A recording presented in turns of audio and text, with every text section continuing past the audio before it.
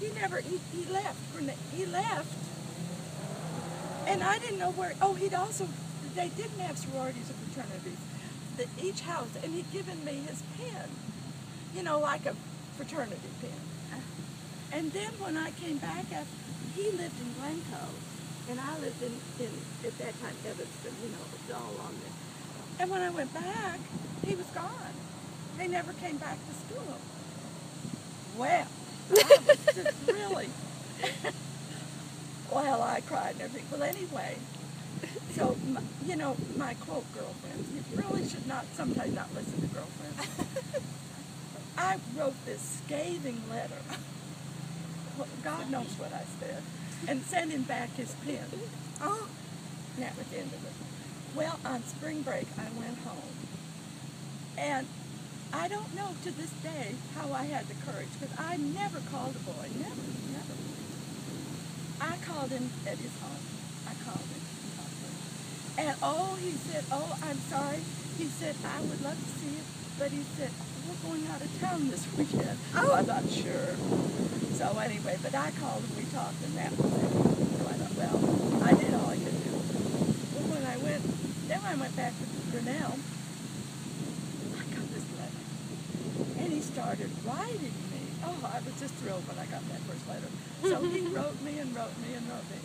You know, and then when I went back to Wilmette, we dated all that summer. One time we went to the beach, you know, up Michigan, and we just lay on the sand for long. He got the worst sunburn in the world. But anyway, then his parents moved down here, and he joined the Navy, and so he joined the Navy, and I didn't hear. I thought, well, bye-bye, he's gone. But then he started writing me, and he wrote me, as the years went on, more and more letters.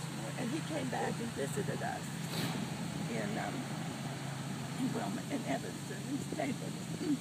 Well, then towards the end, then he was supposed to get out in 51. He signed up from 48 to 51, but then the Korean War broke out. So he had to stay in for another year. They called it a Truman year. So then he started one thing, and he sent me a letter wondering what ring size, what size my ring was. I haven't heard of this. Haven't you? Well, so I took a piece of string and I measured it.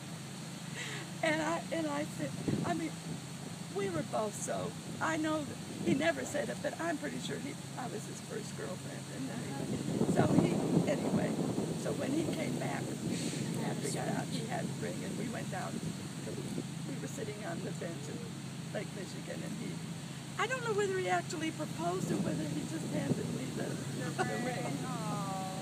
But I've often thought, if I hadn't made that phone call. That's right. You know. He was probably afraid you were going to ask him if he didn't ask you. But I really, mischievous woman. And I was amazed because I had never, back then, we never called for it. Oh, that was very forward. So what was his reasoning for just kind of leaving? Well, he didn't know what he was doing. He didn't know what he wanted to do when he grew up. And he knew his parents didn't have a lot of money. And he just didn't want it. You know, he was just kind of didn't know what. And so I think that was his reason.